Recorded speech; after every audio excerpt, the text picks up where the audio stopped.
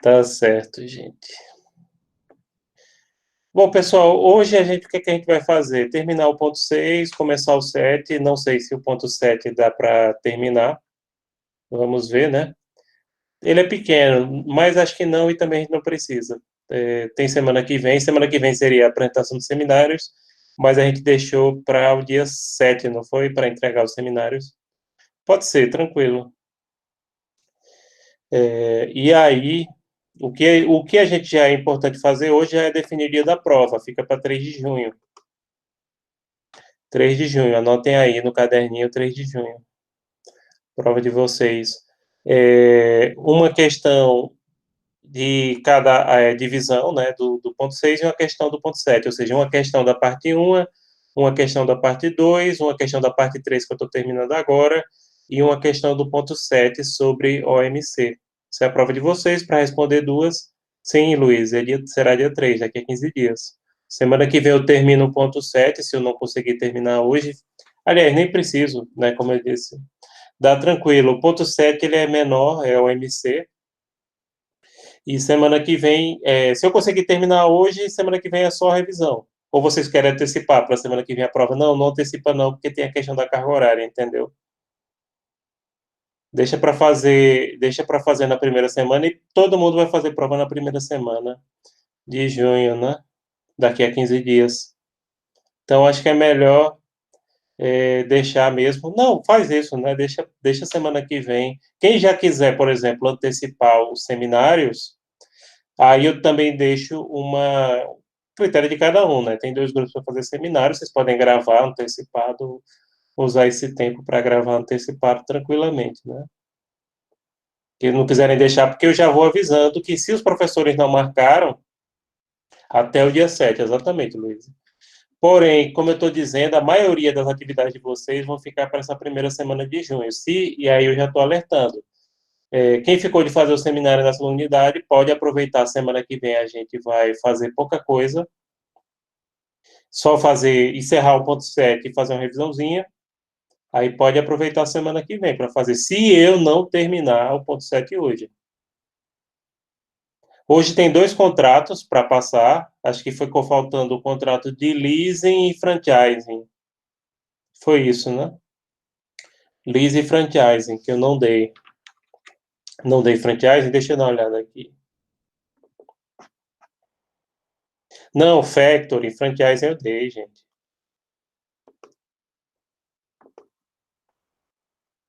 Factory e leasing.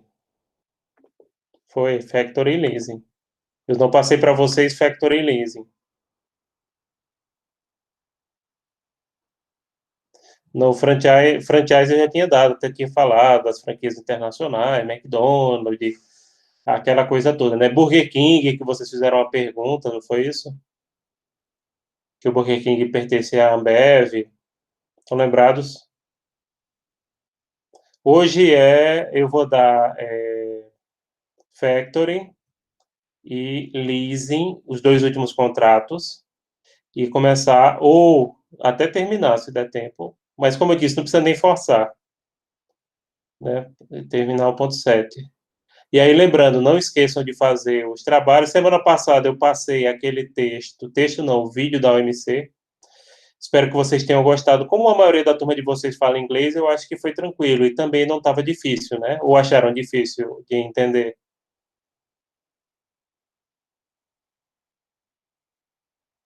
Tinha legenda em que língua? Eu assistindo sem legenda.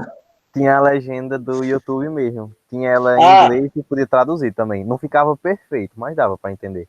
não, eu assisti com legenda em inglês, sim. Aí eu assisto, até porque tem algumas palavras que você fica e outra. Tem pessoas ali de várias línguas, né? Não, Luiz, tu é fera. Eu não assisti na legenda em português, né? Eu assisti na legenda em inglês, sim, assisti. Até porque para fazer aquelas questões, de vez em quando você tem que voltar, né? Para escutar direitinho e prestar atenção no que disseram. Mas acho que o inglês ali estava tranquilo. E eu não sei vocês, quem é professor de inglês aqui é Carol, quem mais? Rayane, né? Eu. Né?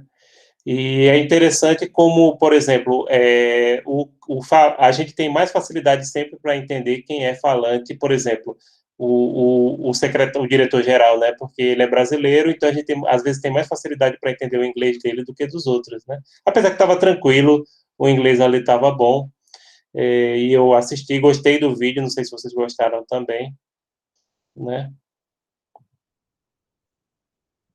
Não sei se vocês gostaram, mas foi bem até para ver a posição do OMC. E semestre que vem vocês vão pagar comércio exterior, né? Vocês vão pagar comércio exterior. Apesar de que a pobre OMC, e aí já entra no assunto que a gente vai começar a falar hoje, está muito combalido. O próprio, não sei se vocês viram, o próprio diretor-geral renunciou, né? Da OMC, ele renunciou. E, infelizmente, devido ao desprestígio que a instituição tem recebido, né? A instituição tem sido muito combalida, principalmente pelo governo americano. Reparem, uma coisa que é bem interessante para vocês discutirem dentro do curso de RI. Os Estados Unidos foram um dos maiores incentivadores do sistema de organizações internacionais. Quando eles começaram a levar nas costas, nas organizações internacionais, aí eles romperam com o sistema multilateral. Ou seja, o jogo só vale quando ele estiver a meu favor. Quando eu começo a perder... Pois já notaram isso, né? Todas essas organizações internacionais, principalmente a do sistema ONU, foram os americanos, que, inclusive, eles até hoje, né, são os maiores colaboradores. A OMS, por exemplo, que teve agora a Assembleia, né? Então é isso, gente. Mais alguma coisa? Então vamos começar a apresentação, no mesmo esquema, né? Tiverem perguntas, ou vocês perguntam no áudio, ou peçam para algum colega ler. Se tiver cortando a minha internet, por favor, alguém me dá um toque aí. Sim, Luiz, lembrando. Tá, vou devagar. Como não teve aula semana passada, vou devagar. Despacito, né? Luiz, você sabe como é devagar italiano? Justin Bieber não é do meu tempo, não, viu, Luiz? Aí não é do meu tempo, não. É mais legal, é piano. Sério, é piano. Pode olhar aí na internet. Aí, parla piano, per favore. Piano, piano, piano, piano. Piano é devagar. Parla piano. Andare piano. E aí vai. Então, sim, Alter. O dos idiomas que eu sei um pouquinho, é os que eu acho. Exatamente. Scusa se não parlo piano. Me desculpe, eu não sei cantar. Aliás, eu sei que vocês cantam nas aulas dos outros, não canto na minha, né? Scusa se não parlo piano. O português do Brasil é bonito, eles mesmos dizem. Aliás, os italianos dizem, vocês não falam. Luiz devia ganhar, tá me devendo, que ela nunca cantou na minha aula, né? E eu aqui passando vergonha. Exatamente, eu sei, eu fico escutando o povo nas reuniões dos professores, aí eu digo, a turma do quinto, a turma do quinto nunca cantou para mim. Luiz devia fazer uma live pra gente, né? Pois é, na reunião dos professores eles dizem, pensa que não dizem não. O senhor vai deixar, mas deixa não. Então, só se for depois de terminar o assunto de hoje, aí ela pode dar uma paleta aqui ou fazer uma live, né, pra gente. Mas, vamos lá. Sim, vamos lá, gente.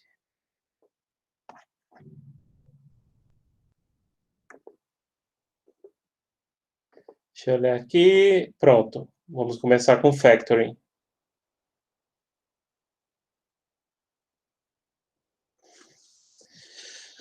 Bom, gente, hoje a gente, para encerrar o ponto 6, contratos internacionais em espécie, né, essa parte terceira, vamos falar de dois contratos, como eu disse, factoring e leasing. O contrato de factoring é um contrato atípico. Atípico por quê? Porque ele não está previsto expressamente no Código Civil, como eu disse aqui. Não está nominado no Código Civil. Porém, nas relações privadas, e nunca esqueçam isso, você pode fazer qualquer coisa que a lei não proíba, né?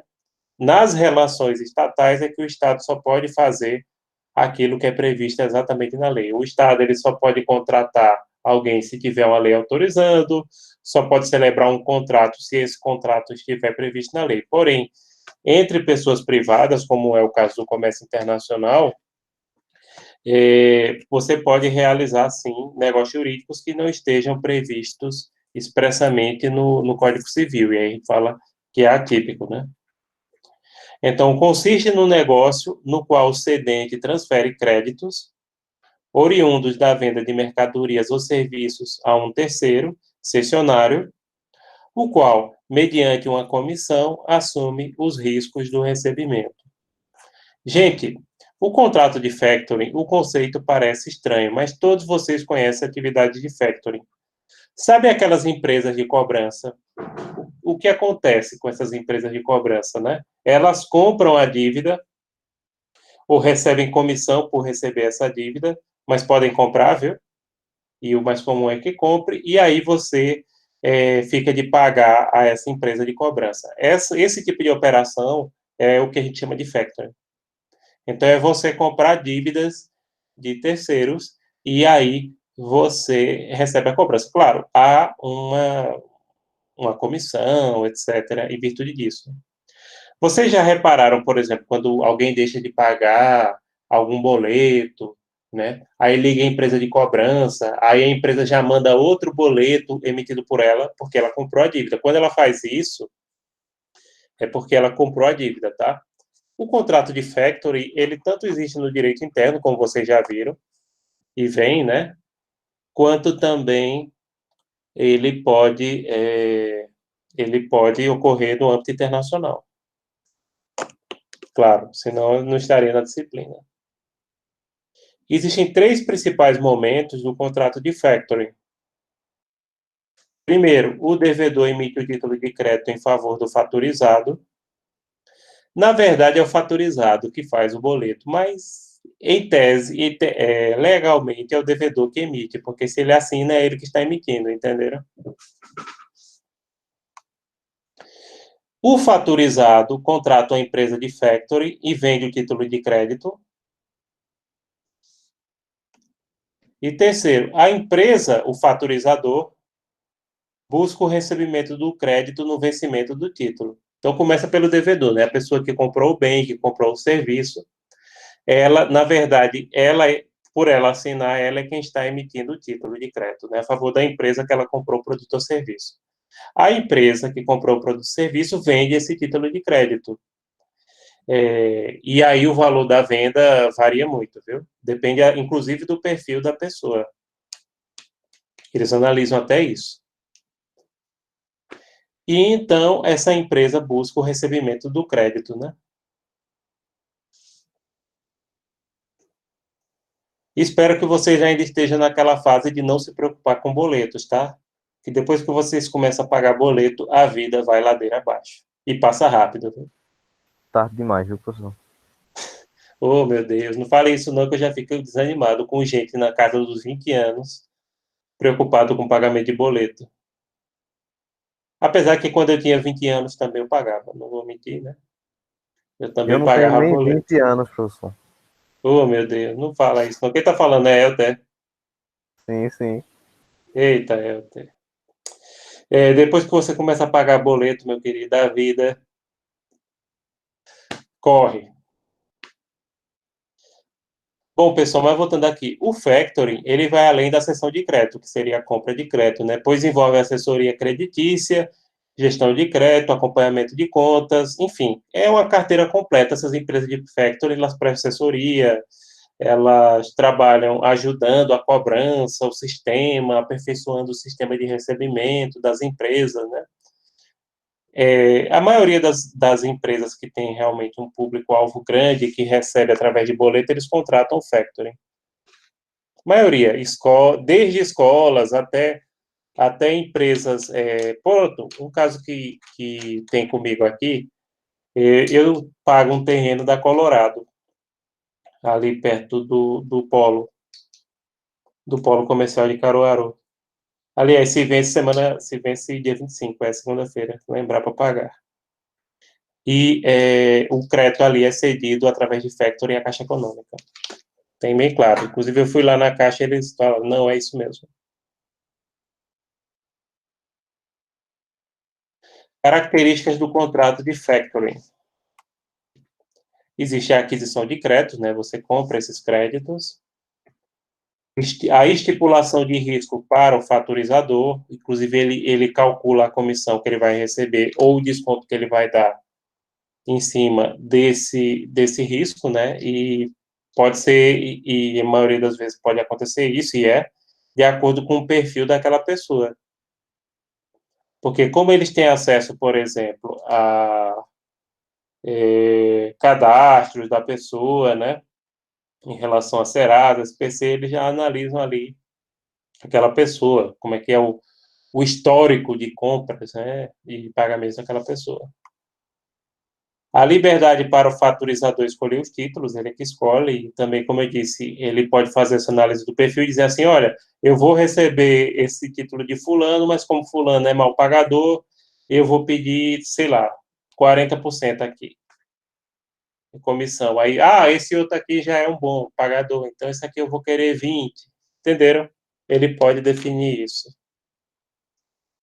E cobrança da comissão ou taxa pelo recebimento, né, desses créditos. A Lei 9.249/95, que trata sobre imposto de renda, define o factoring no Brasil. Não é o Código Civil, é essa lei aqui que estabelece. Antigamente usava muito em relação a cheque. E havia uma mistura de factoring com agiotagem. Agiotagem é uma coisa, tá? Factoring é outra. É porque hoje em dia as pessoas praticamente não usam mais cheque, né? Usam mais cartão de crédito. Modalidade de factoring. Existe o convencional, né, que é a compra de direitos creditórios. É você comprar a dívida dos outros. O trustee, eu acho que é trustee, está errado. Gestão financeira de negócio do cliente, que aí você faz o serviço completo, né?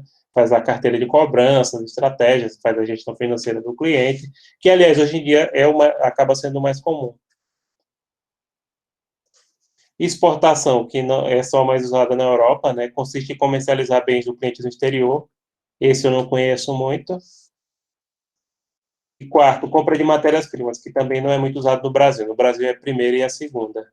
E está ocorrendo muito a segunda, porque aí o pessoal oferece um serviço mais completo, que a empresa de factoring intermedia compras entre o cliente e o fornecedor. Esse de matéria-primas e de exportação não é muito usado em nosso país. Pronto. Se algum de vocês tem alguma pergunta sobre factoring, aproveitem, né? Porque agora vamos falar do contrato do leasing. Leasing é arrendamento mercantil em português, sinônimo, viu? Mas no Brasil, tanto você usa a expressão leasing, quanto você usa a expressão arrendamento mercantil. Tem por objetivo o arrendamento de máquinas, materiais ou veículos por tempo determinado, né? Através do pagamento de renda entre o arrendador, o leaser, e o arrendatário, o leased e o leaseholder. O leasing, pessoal, é uma mistura de aluguel com financiamento. Na verdade, é um financiamento disfarçado de aluguel. Isso não é ilegal, até porque existe essa possibilidade legalmente. Mas, ao invés de você estar comprando veículo ou bem, enfim, você está alugando e você paga uma renda todo mês.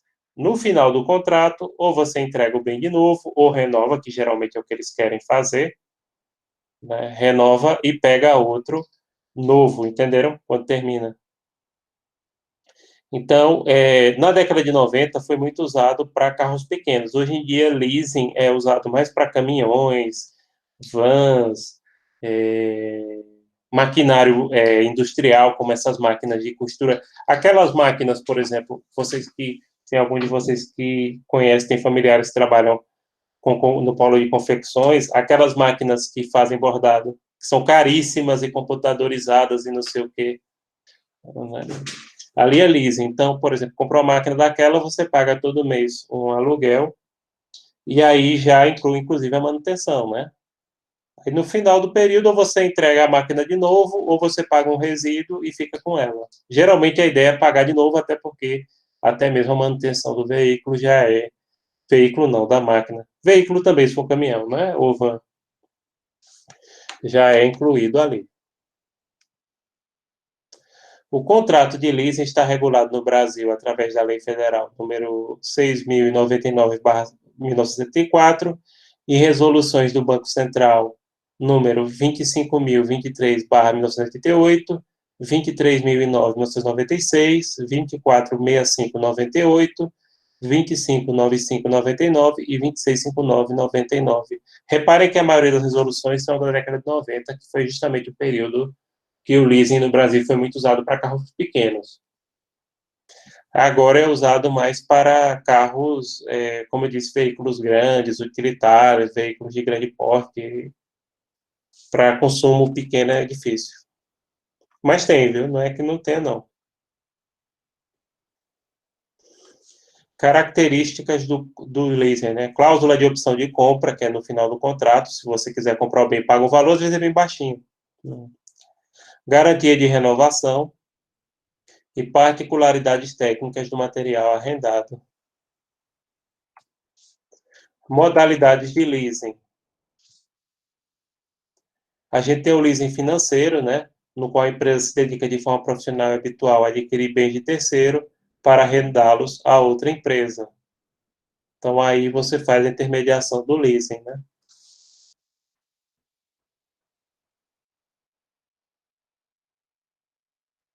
Leasing de retorno ou leaseback. A empresa proprietária do bem, seja móvel ou imóvel, e o vende a outro, né? Que por sua vez arrenda a empresa que lhe vendeu o bem. Não existe terceiro e a proprietária se torna arrendatária do bem. Surgiu nos Estados Unidos, sendo aplicada também na Europa. Esse leaseback, ele é usado assim como forma da empresa se capitalizar, porque ela mesma acaba se arrendando, né? Claro, ela entra em contato com a instituição financeira que faz esse leasing para ela do seu próprio bem, mas aí ela fica recebendo a renda daquilo. É mais comum nos Estados Unidos. No Brasil não tem muito, não. Então, esse leasing de retorno, ele visa desafogar o ativo financeiro da empresa, proporcionando que ela receba um aluguel em relação ao seu próprio bem, perceba.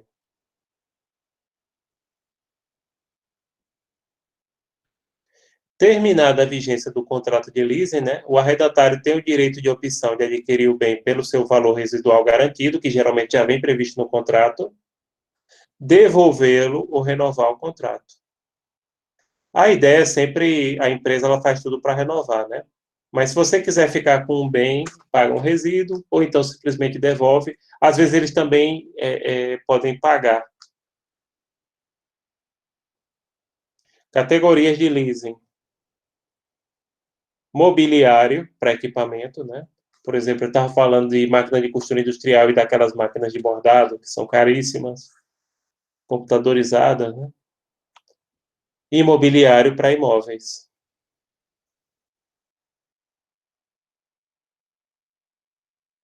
Cláusulas que são obrigatórias no contrato de leasing. O prazo, o valor da prestação. Por incrível que pareça, a maioria das pessoas que fazem contrato de leasing, elas acham que estão pagando o financiamento. Agora, qual é a vantagem do leasing em relação ao financiamento? É que geralmente a prestação é mais barata. Porque percebam, o leasing ele não é um empréstimo, não é um contrato de financiamento comum. Então, determinados tributos não incidem nele. Então, ele tem essa vantagem, ele pode ser mais barato, do mesmo jeito como se fosse um consórcio. O preço de compra do bem, né? A opção de compra do bem ou renovação, o preço de compra do bem ou critério para sua fixação. Ainda. Aspectos jurídicos do contrato de leasing, né? O consensual, bilateral, oneroso, comutativo, né? As partes desde o princípio já sabem quais são as suas obrigações, não existe aleatoriedade aí. É um contrato típico para a importação e atípico para a exportação.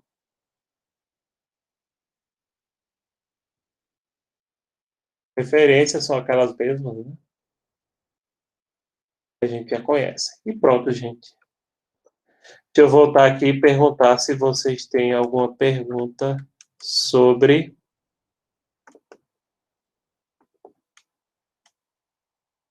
Ixi, como vocês estavam conversando aqui.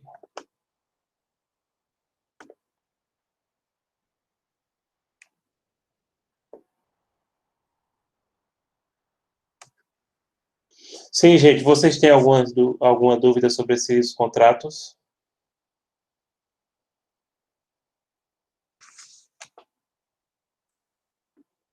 Não, né, Celine?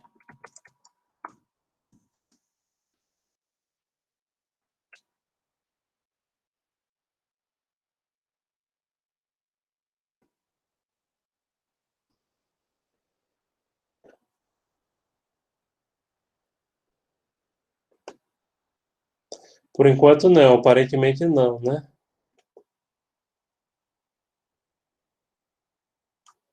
Pronto, sem querer fazer propaganda de ninguém, eu vou mostrar para vocês aqui.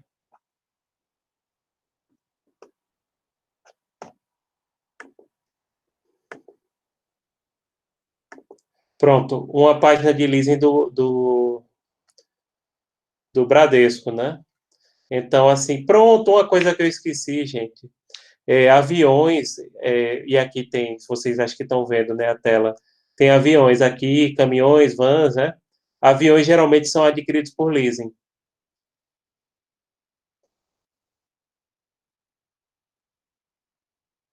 Então, com o leasing Bradesco, você ou sua empresa pode adquirir bens novos ou usados, possibilita a substituição do bem por outro da mesma característica, mantendo a atualidade tecnológica. Não há incidência de IOF. IOF é o Imposto sobre Operações Financeiras, que é uma vantagem do leasing, que como ele não é um financiamento, né, ele é uma espécie de aluguel, não incide, não há cobrança, né? E aí tem as características que estava falando, aquela questão de que uma empresa ela quer ficar trocando, atualizando sempre aquele bem, entendeu? Quando termina, você renova e já pega outro novo. Compra do bem à vista, liberação e adequação do fluxo, tem cobrança de IOF, possibilidade de substituição tecnológica, ou sempre, quando você termina o contrato, já pode escolher de pegar um novo, né? Aqui o que a gente está falando, ao final do contrato, você pode renovar, devolver ou comprar o bem.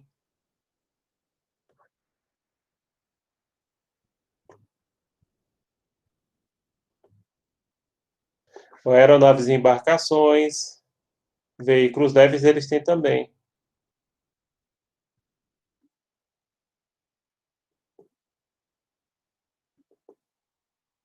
Então, aqui tem. Você querer fazer propaganda para o Bradesco, mas já fazendo. Eu não trabalho com Bradesco, não, viu? Só deixando claro. Eu só peguei porque a página foi a primeira que foi direcionada. E pronto, gente. Encerramos o ponto 6. Não é isso? Deixa eu olhar qual é o dia que vence. É hoje que vence o exercício da parte 3. Vou dar uma olhada na turma de vocês. Que aí eu já dou uma olhadinha aqui. Essa última parte do ponto 6, estejam atentos, que vocês têm que fazer até hoje. Tá? Quem não fez, deixa eu dar uma olhada aqui, quem não fez, para puxar a orelha.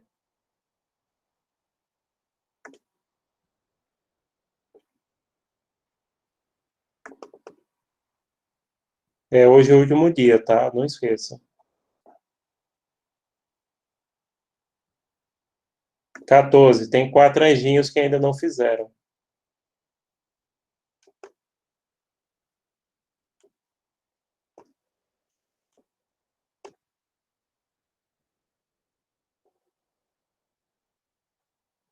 Olha, vocês que não fizeram, façam, viu? Até hoje esse exercício de fixação da parte 3. Não esqueçam. Quando eu terminar a aula, vocês vão lá e façam, tá? Sim, gente, vamos começar o ponto 7 ou apresentá-los para apresentar todo para vocês, dependendo do que a gente conseguir fazer, né? Dá para a gente ficar até 9 horas. Pessoal, o ponto 7 é a Organização Mundial do Comércio, a OMC. Essa entidade, né, que a gente colocou, e eu gostei daquele vídeo, eu estava procurando um vídeo mesmo, para vocês assistirem sobre a OMC, ela não é uma entidade muito antiga, ela é uma entidade importante, porém, ultimamente, ela anda desprestigiada, principalmente devido ao governo dos Estados Unidos e bem como essa onda anti-globalização que a gente tem vivido, né? Como eu disse, isso é um dos motivos que levou à renúncia do diretor-geral, que é um brasileiro, um diplomata de carreira, aquele Roberto Azevedo, né, que falou lá naquele vídeo que eu postei semana passada na atividade assíncrona. Bem, os acordos internacionais do Sistema Multilateral de Comércio, OMC, visam restringir a interferência dos governos nacionais sobre o comércio internacional. A ideia central da OMC é esse, impedir que os governos interfiram demais no comércio internacional e criar normas justas de comércio internacional. As regras estabelecidas pelos países membros da OMC são dirigidas aos seus governos, mas têm como beneficiários, né, indiretos ou finais, né, os agentes privados que buscam um ambiente de previsibilidade e equidade para o desenvolvimento de seus negócios. A ideia da OMC é, sim, beneficiar esses agentes privados, ou seja, as pessoas que atuam no âmbito do comércio internacional. Então, o objetivo dela é servir a eles. Embora, quem é membro da OMS não, OMC, só quero falar OMS, estou com a OMS na cabeça. São só os estados soberanos e as organizações internacionais. A União Europeia, pessoal, inclusive, ela é membro fundadora da OMC.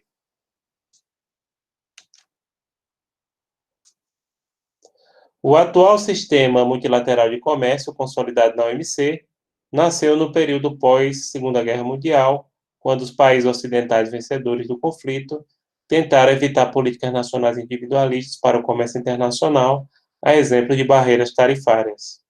Apesar que essas barreiras tarifárias sempre existiram e existem ainda, de uma forma ou de outra, tá?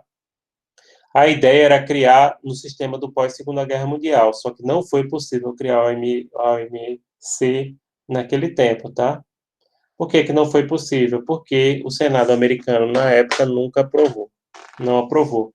Só foi possível criar a OMC já nos anos 90. Aí o que acontece? O que ficou no lugar da OMC? O sistema GATT. O sistema GATT era formado por diversos tratados. GATT em inglês vem da sigla que significa Acordos Gerais de Tarifas e Comércio. Então, se faziam rodadas de negociação, que, aliás, existe até hoje, né? Então, cada rodada geralmente leva o nome do país que começou. Tem a rodada de Doha, a rodada do Uruguai, a rodada do Marrocos. Então, leva o nome do estado no qual começou aquela rodada. Na Conferência de Bretton Woods, foi prevista, em 1944, né, foi prevista a criação da Organização Internacional do Comércio, que, como eu disse, não pôde ser estabelecida devido às limitações do executivo norte-americano face ao seu Senado. Naquela época, imagina, em plena Guerra Fria, os Estados Unidos eram a liderança do mundo capitalista e não teria sentido você ter uma Organização Internacional do Comércio que não tivesse os Estados Unidos. Seria até um pouco ridículo, né? E como o Senado americano não aprovou, ficou de fora. Acho que eles disseram assim, não, já tem muita organização que foi criada nesse momento, né? Naquele momento tinha sido criada, por exemplo, em 44, foi criado o FMI, aí foi criado o Banco Mundial, aí o pessoal quer mais um ainda, não, deixa para lá. Então, acabou ficando de fora. Em substituição da proposta da OIC, que era a Organização Internacional do Comércio, em 1947 foi firmado o GATT, que é o General Agreement on Tariffs and Trade, inicialmente assinado por 23 estados e hoje consolidado na OMC. Então, o GATT, as normas do GATT, muitas ainda estão vigentes, né?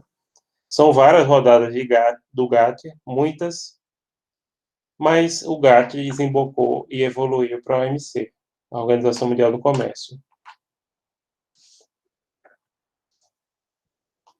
O GATT, ele visava a liberalização progressiva do comércio internacional através da redução de tarifas em inúmeras rodadas de negociação. E ocorreram muitas rodadas de negociação no mundo inteiro, em vários lugares, né, do mundo inteiro, negociando produtos de determinadas áreas, agrícolas, etc., industriais, e aí vai.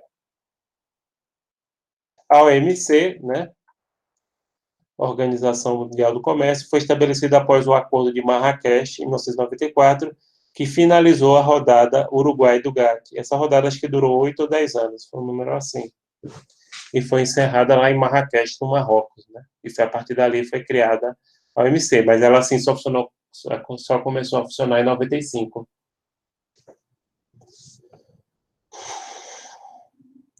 A OMC foi estabelecida, como eu disse, em 1º de janeiro de 1995.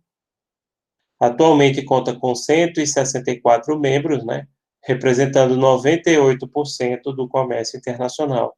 Então, percebo, ela tem uma representatividade muito grande em termos de comércio internacional. E uma coisa que eu concordo, que foi trazida naquela reunião, é que a crise que o coronavírus está proporcionando, ela só vai ser resolvida coletivamente. Ninguém se iluda que um Estado vai descobrir a cura, o Estado vai salvar o mundo. Não sei se vocês viram um meme muito engraçado, acho que foi no Facebook ou no Instagram que eu vi, de uma coisa assim com a bandeira americana, não sei se era a tartaruga, e uma pessoa cutucando e vai, salva o mundo, feito nos filmes.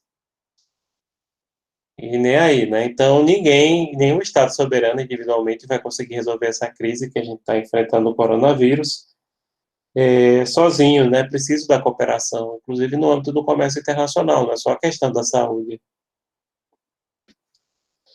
Mas é claro, né? Espero que na turma de vocês não tenha gente que fique nas teorias da conspiração, não sei o que. Modificações mais significativas do sistema multilateral da OMC em relação ao GATT. Aqui seriam as diferenças do GATT para a OMC. Não esquecendo, né? A OMC é um aprofundamento do sistema GATT, no final das contas.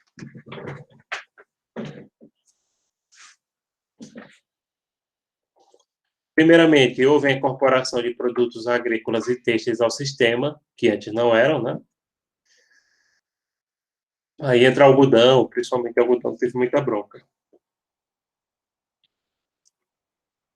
Inclusão de regras sobre propriedade intelectual e investimentos.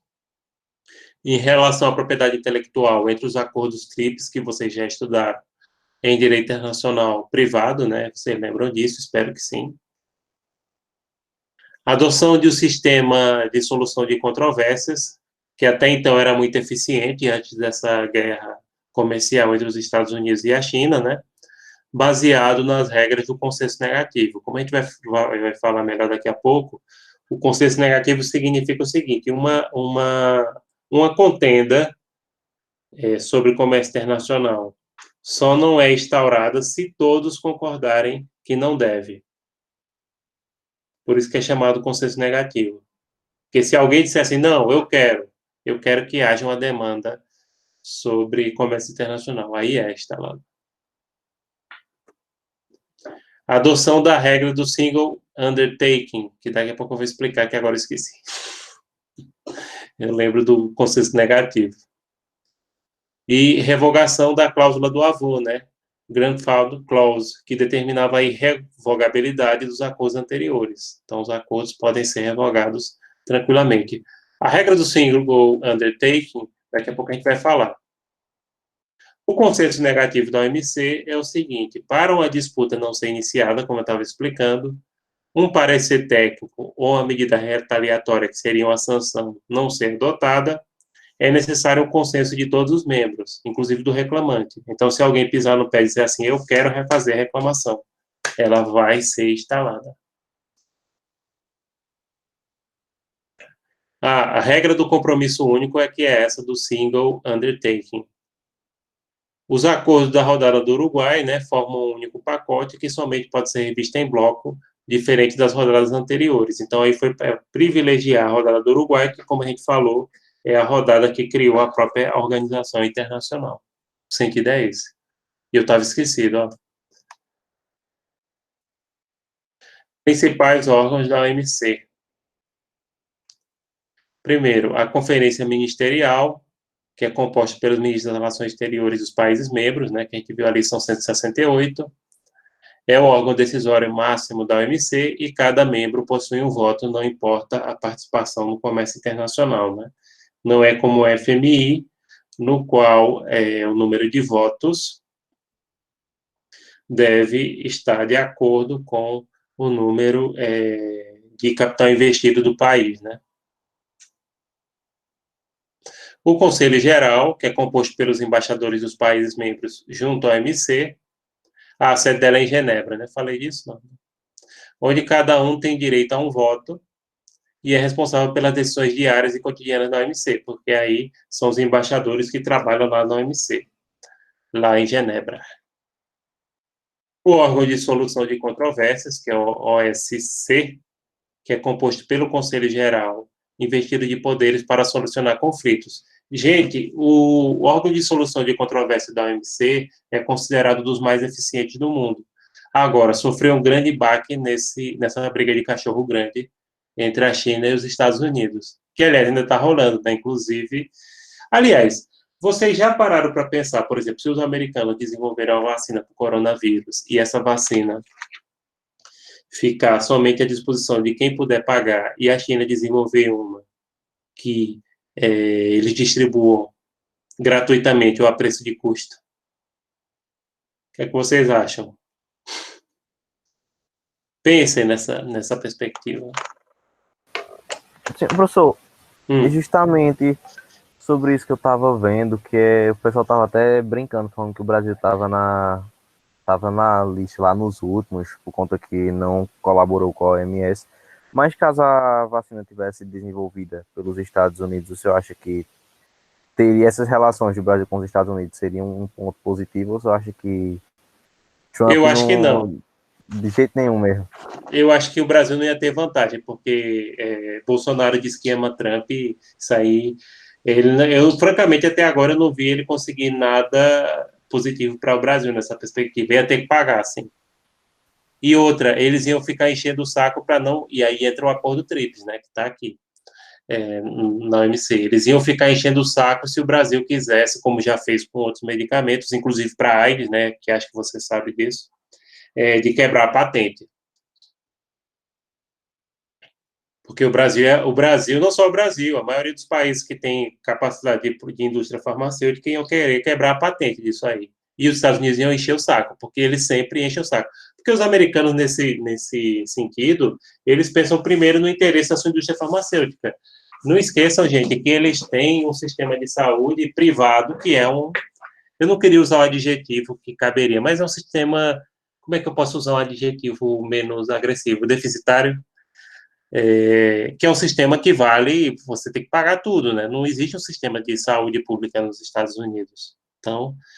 Então é terrível a situação, e eles sempre têm, quem pesquisou sobre os acordos TRIPS no semestre passado, que a gente colocou no seminário, viu isso, que eles são sempre os mais resistentes nessa questão, por exemplo, de quebra de patente. Então, o fato de Bolsonaro dizer que é miguxo do Trump, isso não ia servir de nada, não.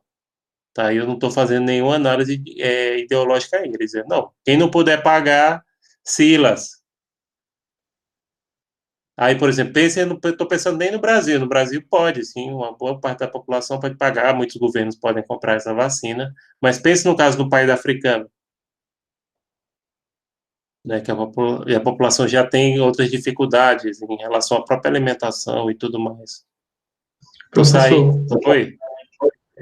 eu estava vendo um vídeo que realmente fez dar uma refletida, que é a questão de que os Estados Unidos é o país que mais tem tecnologia, que mais desenvolve tecnologia, mas que Sim. a população não consegue usufruir dessa mesma tecnologia. Nesse caso dos remédios, da indústria farmacêutica, da questão do avanço da medicina lá, todo mundo tem que pagar. O avanço é o país que mais tem avanço na medicina e o pessoal não pode usufruir. Acho que está falando quem é? Gustavo? Isso. Pois é, Gustavo, e ainda tem um dado que eu não sei se nesse vídeo que você assistiu você viu, é que boa parte dessas pesquisas são financiadas com dinheiro público. Claro, existem laboratórios, existem muitas universidades privadas que investem bastante, lembrando que a universidade privada do Brasil geralmente não investe nada em pesquisa, né, porque eles estão mais preocupados em vender diploma do que investir em pesquisa. Muitas vezes não montam nem os grupinhos de pesquisa que a gente tem aqui na nossa faculdade, né? Nem isso eles fazem. Mas muitas vezes essas pesquisas são subsidiadas com recursos públicos e isso não é trazido para a população. Eu não sei se esse vídeo que você assistiu falava disso. Professor, eu tenho uma dúvida. Sim. Em relação ao que o senhor falou sobre as patentes. Se Uhum. algum país, um exemplo, os Estados Unidos ou qualquer outro, descobrisse a cura ou o remédio, eles ainda poderiam criar uma patente, apesar de ser um problema global, que todo mundo vai precisar desse remédio? Veja só, o processo de quebra de patente, embora os Estados Unidos sempre tenham tido uma resistência em não permitir, ele é válido dentro de determinadas circunstâncias, inclusive o laboratório, ele recebe um custo menor, mas ele recebe um custo não, ele recebe um recurso de royalties menor do que se fosse pago, né, e é regulamentado pela normativa dos acordos tríplices, entendeu? Então, por exemplo, se os americanos inventarem uma vacina, um laboratório americano sair na frente de todo mundo e sair e inventar, pode ter certeza, tanto na Europa quanto os países como o Brasil vão conseguir fazer a quebra, mesmo que os Estados Unidos sejam contra, mas eles vão conseguir sim fazer a quebra de patente, e isso não vai ser ilegal nos termos dos acordos TRIPS.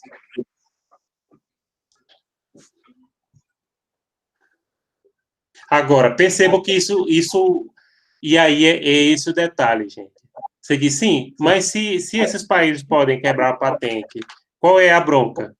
A bronca é que, por exemplo, se a vacina fosse feita já colocando ela à disposição para quem quiser copiar, fazer acesso, isso facilitaria o acesso e chegaria mais rápido e, consequentemente, salvaria mais vidas, entendeu?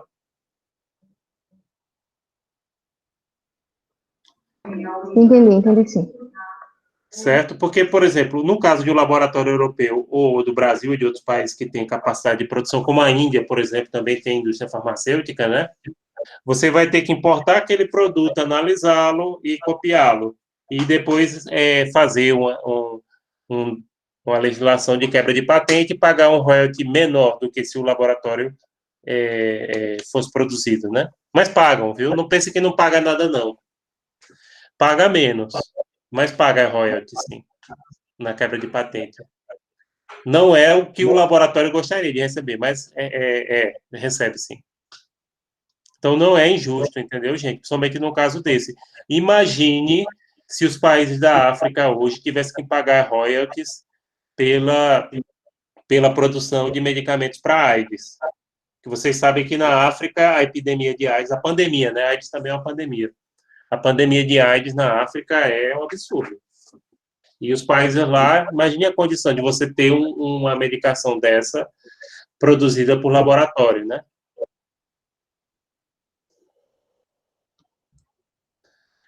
Bem, gente, prosseguindo aqui, tem algum barulho aí? Deixa eu ver quem é que está com o microfone aberto.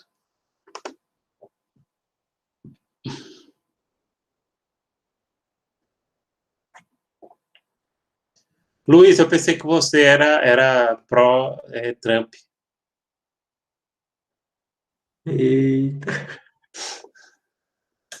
Eu pensei que Luiz era daqueles brasileiros que o sonho de vida era viver em Miami. Gente, eu costumo dizer para vocês, ô lugarzinho brega, né? Tô brincando, Luiz, que é isso? Desculpa se eu ofendi, viu? Não era para ofender, não.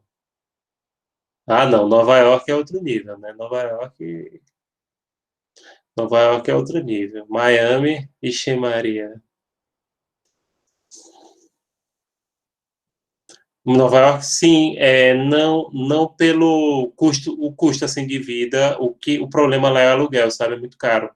Então, por exemplo, quando eu fiz intercâmbio pela Kaplan, uma média de aluguel, tinha colegas que pagavam aluguel, lá em Manhattan, era pronto, tinha um pessoal da minha turma que pagava aluguel, $4.000 por mês, em Manhattan. No Brooklyn, mesmo assim, você não acha por menos de $2.000, não.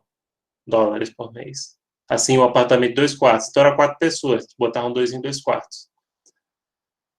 É caro nesse sentido, entendeu? Mas, por exemplo, outras coisas, sim, Manhattan é no gogó. Então, no Brooklyn, mas mesmo no Brooklyn, tá gentrificado. O Brooklyn não é mais o Brooklyn da época do Chris, não. Né? O Brooklyn, o pessoal dizia, não, é $2.000. E aí, gente, teve um episódio engraçadíssimo que foi o seguinte, que uma colega da minha turma, que era uma coreana, ela estava em homestay. Homestay, é isso o nome? Né? Que você fica numa casa de uma família.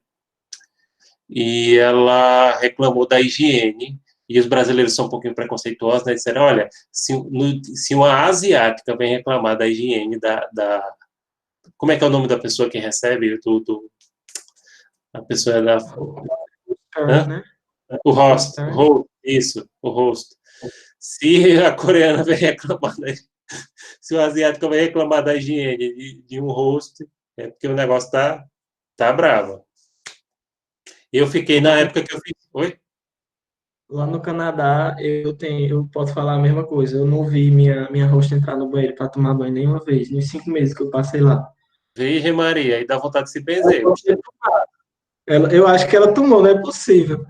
Mas nas horas que eu estava em casa, eu não vi. A coreana, a minha colega coreana, ela reclamava, inclusive, da geladeira. Diz que a geladeira era a sujeira do cão. Diz que era uma sujeira, aí ela pediu para mudar. Ela foi lá na escola, eu fiz pela Kaplan. A Kaplan recomenda, fazendo a propaganda não, porque ele também não me deu. Mas eu recomendo a Kaplan, é uma escola boa, séria, e tem quase todos os lugares, né? Tem no Canadá, tem na Irlanda, no Reino Unido, nos Estados Unidos. Acho que não tem na Austrália também, Nova Zelândia. Acho que não tem na África do Sul, Kaplan. Mas é uma boa escola. Gostei. Queria ter ficado mais tempo. Mas vamos voltar aqui para a gente. Oi? Não, é que eu ia falar que eu não vou mentir, não. Assim, a gente tenta não ter preconceito sobre essa questão, que a gente sabe que é uma questão cultural. Mas eu fico imaginando, meu Deus, como é que esse pessoal consegue? Porque pra gente é uma coisa tão comum, né? A gente tá ali tomando 3 banhos no dia pra eles. Sim. Fico imaginando, nossa, como é que. Sei lá. Luiz, é o seguinte, eu já tinha mais de 30 anos, viu? Porque eu fiz 2 anos, quando eu estava na faculdade, eu fiz 2 anos de inglês instrumental, porque eu queria passar no mestrado de ciência política. E ciência política, inclusive, eu sei que muitos de vocês querem estudar, porque o programa de ciência política da UFPE é junto com o RI, né? E quase todos os professores aqui estudaram. Ciência política ou é inglês ou é inglês, não tem para onde. Só que eu estudei esses 2 anos, tranquilo. Inclusive, eu pegava a bolsa de monitoria e usava para pagar a escola de inglês. A escola não, o curso de inglês que eu fiz particular com um professor aqui, que é Edmário, que ele até hoje ele dá aulas, tal, de inglês instrumental, o cara é bom, porque ele direciona bem para o que você quer. Só que percebam, inglês instrumental é para leitura. E eu estudei 2 anos, aí pronto, aí beleza. Estudei 2 anos de inglês instrumental, depois fiquei 2 anos no mestrado, e no mestrado, gente, tem disciplina lá que todos os textos são em inglês. Então, o que acontece? Eu peguei uma boa capacidade de leitura em inglês, só que eu não tinha a prática de falar e de escrever também, de redigir. Ler, eu lia qualquer coisa, né, porque estudava, tal, apresentava seminários, escrevia artigo científico, inclusive publicado na FGV, né? E então, depois eu fiz um curso de inglês de férias na Kaplan, muito bom, aliás, foram as melhores férias da minha vida, você passar um mês em Nova York. Eu não fiquei em homestay, viu? Eu fiquei no hotel, pagava conveniado com a escola, pagava $500 por semana. Foi a melhor férias da minha vida, gente, eu não trabalhava, não tinha nada.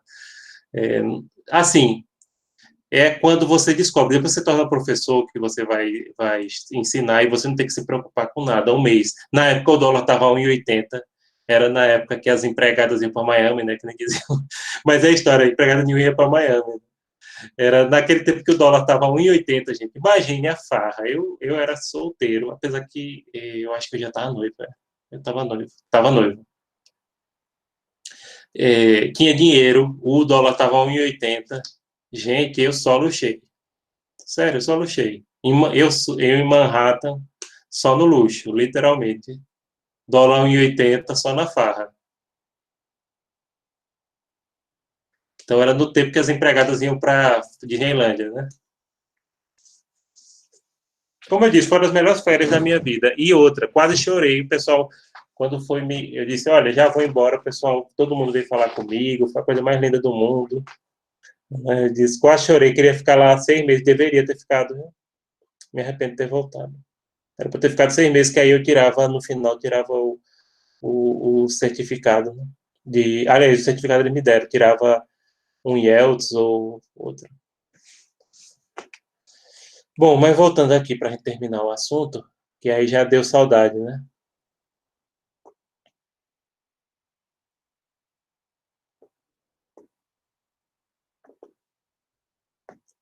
Vamos voltando aqui. Aliás, só está faltando. Cadê?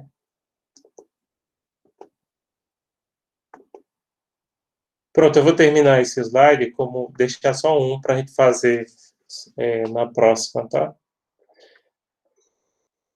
E o órgão de revisão da política comercial, que também é composto pelo Conselho Geral, né, que se destina a revisar periodicamente a política comercial da OMC.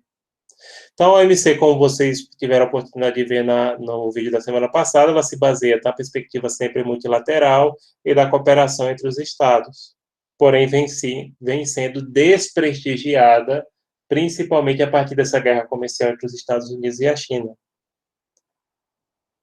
E são ainda subordinados ao Conselho Geral, tem um Conselho de Bens, um Conselho para o Comércio de Serviço e outro Conselho para Direitos de Propriedade Intelectual relacionado ao comércio, que é quem administra o Acordo TRIPS, os Tratados TRIPS, que aí entra essa questão de quebra de patente, de direitos de propriedade industrial e de direitos autorais, que a gente falou isso semestre passado, né? E pronto, pessoal. Acho que por hoje não precisa terminar, só fica faltando um slide. E aí a gente pode fazer o seguinte: semana que vem, até porque já vai dar 9 horas, não pelo horário, podia seguir, né? Mas a gente não tem necessidade disso. Aí semana que vem a gente encerra o ponto 7, só fica um slide, o último faltando, e faz a revisãozinha, né? E aí, o que é que vocês acham? Tá certo? Ou vocês têm alguma pergunta? Cadê Luiz? Não vai cantar, não? Dá uma palheta aí pra gente. Vai, Luiz, vai, Luiz, vai, Luiz.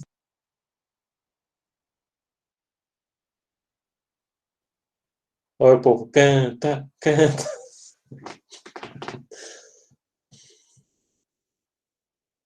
Tá bom, Luiz. E olha, mas semana que vem eu vou cobrar, viu? Vou cobrar, que eu sou. Tá bom? Se prepare semana que vem. Para no final, até porque semana que vem vai ser pouca coisa, porque eu só vou terminar um slide e vou fazer uma revisão. Vou preparar a prova de vocês esse final de semana, organizar a prova de vocês esse final de semana, aí semana que vem a gente só. Não, mas semana que vem eu cobro ela. Eu, Luiz, eu cobro semana que vem. Sim, aí como eu estava dizendo aqui, semana que vem a gente termina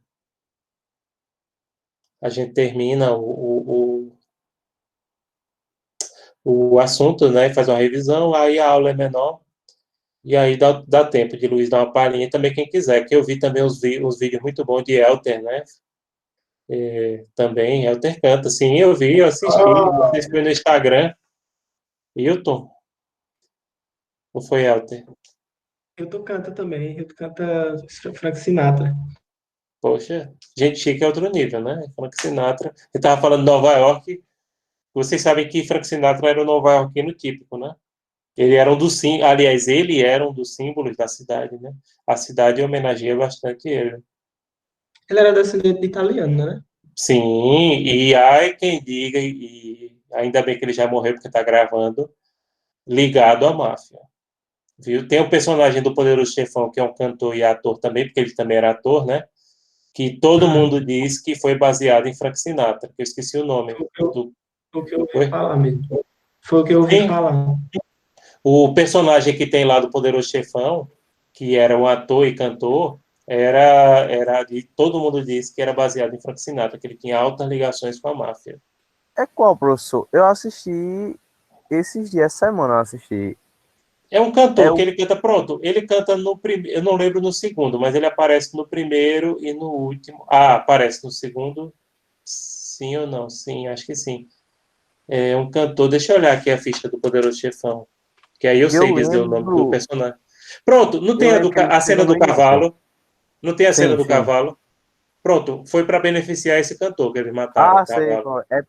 É porque eu não lembrava se ele era cantor, eu lembrava que ele era ator. Que eles As foram duas coisas, lá. mas Frank Sinatra era as duas coisas. Vocês não sabem, inclusive ele ganhou o Oscar de ator, né? Por aquele filme, É um Passo da Eternidade. Não sabia não que Frank Não. Sinatra ganhou o Oscar de ator? Não. Ganhou. É um Passo da Eternidade.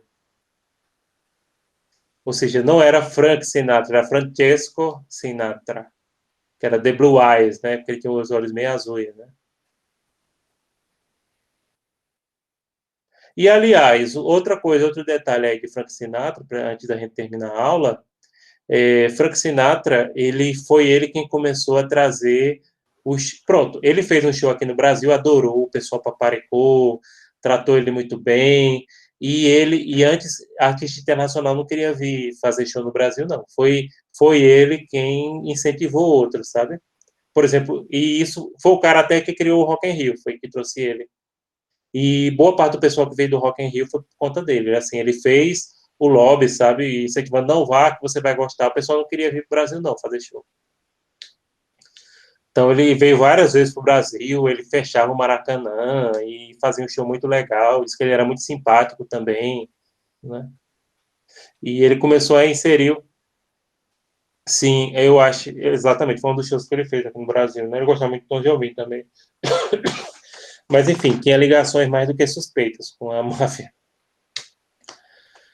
Bom, é isso, gente. Vocês têm alguma pergunta a mais que não seja sobre Frank Sinatra? Eu tenho uma, professor, que é sobre. Não é exatamente desse tema, não, mas é relacionado. Que é Certo. sobre nota promissória. Hum. Se tem o mesmo efeito jurídico, como é que funciona? Porque tem pessoas que falam que é um. Não tem o mesmo efeito, né? Que é mais fácil você se safar, por exemplo, e chegar a ser cobrado em um tribunal. Como é que funciona? Você sabe dizer Em sobre isso? relação à nota fiscal, em relação a que outro tipo de crédito é nota promissória? Isso. Veja só, a nota promissória ela não precisa ter uma nota fiscal. A nota fiscal só tem se houve um processo de aquisição de produtos para consumo ou para revenda, entendeu?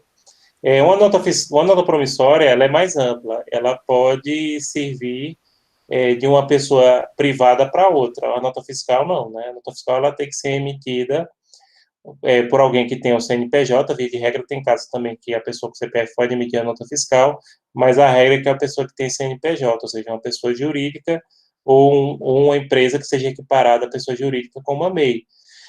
Você pode fazer uma nota promissória em cima da nota fiscal? Pode, porque a nota fiscal ela não necessariamente indica o prazo de pagamento. Então, a nota promissória ela é mais ampla do que a nota fiscal, entendeu? Mas ela tem o mesmo efeito jurídico em questão de inadimplência, por exemplo? Não, não tem. Não tem o mesmo efeito jurídico, não. Porque a nota fiscal, como eu falei, a nota fiscal ela não depende necessariamente do pagamento, entendeu? O pagamento dela é mais 500. Ela indica que uma operação foi feita. Essa operação não importa se ela foi feita à vista, se ela foi feita financiada. Por exemplo, quando eu comprei o último carro que eu comprei, veio a nota fiscal. Só que fora a nota fiscal, eu tive que assinar um contrato porque foi financiado. Então, por exemplo, se o banco, se eu não pagar o financiamento, aliás, já está no final, graças a Deus. Aliás, a melhor coisa do mundo é você não fazer uma prestação a longo prazo. Esse último carro eu comprei 36 vezes. Acho que eu vou pagar a prestação. Tá faltando umas 9 ou 10 prestações só. O carnê já tá fininho, né? Aí, se o banco quiser me cobrar, que acho que foi o Bradesco, deixa eu olhar aqui. Ele tá bem aqui. Inclusive é amanhã que vence. Bradesco, exatamente. Bradesco aqui, ó. Aí, por exemplo, o banco ele vai me executar a dívida com base no contrato, não com a nota fiscal, entendeu? Sim. Então, o que é melhor é ter a nota... Porque, no caso, como tem um contrato, não precisa de nota provisória, não. Porque o contrato ele já funciona como um instrumento para executar judicialmente, entendeu? Mas a nota fiscal do carro não tem nada a ver. Para Mas esse caso, para você cobrar o débito, né? no caso, numa questão de dívida, o senhor acha que há risco de vender De uma pessoa de um, natural para outra ou de pessoa envolvendo pessoa jurídica? dos dois? Veja só, em relação à pessoa natural, a nota promissória dificilmente você vai conseguir emitir uma nota fiscal, né? Aí você tem que trabalhar mesmo com a nota promissória. Em relação a pessoas jurídicas, o ideal é ter um contrato ou a nota promissória além da nota fiscal, certo? Certo. Porque a nota fiscal ela vai ser emitida. Foi feita a venda, por exemplo, foi feito o carro. Eu dei a entrada e foi financiado o resto de 36 meses, né? Então, o banco ele não vai nem usar, se eu deixar de pagar o carro, né, chegar um momento que não posso, não queira pagar o carro, o banco não vai nem olhar para a nota fiscal, ele vai usar o contrato, que nesse caso não foi nota promissória, né, foi um contrato, para cobrar a dívida. Então, o que, é que eu recomendo? A nota fiscal, por si só, ela não sinaliza a cobrança. Ela só pode servir de uma prova, por exemplo, que a nota fiscal pode informar se o valor foi pago à vista ou se foi financiado, certo? Mas é melhor ter a nota promissória ou contrato. Entenderam?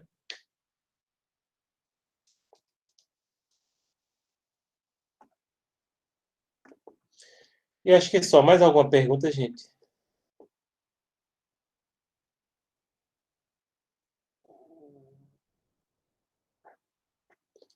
Pronto. Então, boa noite. Espero que todos vocês passem bem essa semana. Vou rezar para a turma de vocês, porque hoje é meu dia de obrigação, né? Vou rezar já já. Vou rezar aqui. O meu texto já está aqui do lado, né? Vou rezá-lo. E espero que Deus abençoe a todos vocês. E, aliás, eu ainda tenho que lavar a louça ali, que está uma pilha de louça. Então, boa noite, gente. Obrigado, professor. Boa noite. Nada. Boa noite. Até mais, gente.